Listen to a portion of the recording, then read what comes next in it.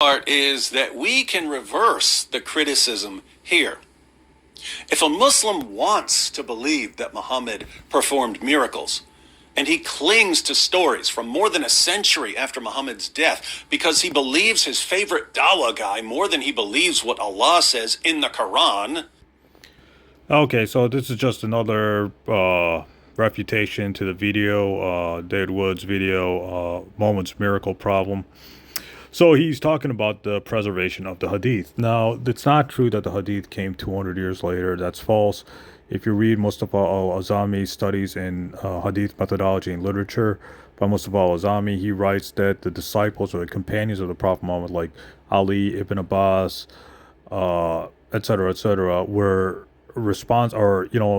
eyewitness disciples or companions of the Prophet Muhammad who were eyewitnesses to his ministry, wrote down hadith, and those hadith were passed down from generation to generation until Bukhari and Ibn Asaq. So this claim that the hadith came 200 years later is false. If you read, if you study the works of Mustafa al-Azami in his book, Studies in Hadith Methodology and Literature, where he proves that the hadith were written by the companions of the Prophet Muhammad, and they were passed down from one generation to the next generation to the until it got to Bukhari. Bukhari collected all these earlier books and booklets, hadith books and booklets that came directly from the companions of the Prophet Muhammad, and he wrote it down in his hadith collection, Sahih al-Bukhari. Same thing with Muslim, etc. So this claim that the hadith came 200 years later is false, because it was written by Abu Bakr, Ali, Ibn Abbas, all these, disciples or companions of the Prophet Muhammad. So we have eyewitness reports, or, we have reports with proper chains of transmission that prove that the Prophet Muhammad performed miracles, because you read the hadith, Prophet Muhammad supernaturally multiplied water, he supernaturally multiplied food. According to Sahih Bukhari, Sahih Muslim, Prophet Muhammad split the moon in half and put it back together again, according to Sahih Bukhari, Sahih Muslim, etc. So this claim, what David Wood is saying is false.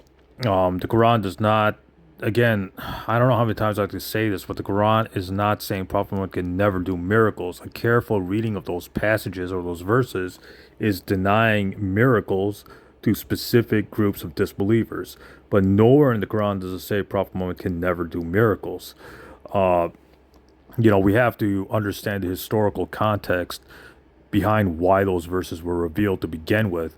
They were revealed to deny specific miracles to disbelievers because they're still not going to believe. Just like Jesus was denying the Pharisees' miracles in Matthew chapter 12 and 16.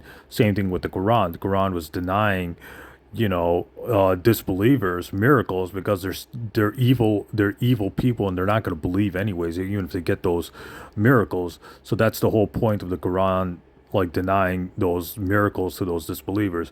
But anyways, this claim is false that the hadith came 200 years later. So I just wanted to make a video refuting that, a quick video refuting that claim by David Wood. Stay tuned, more videos coming up ahead.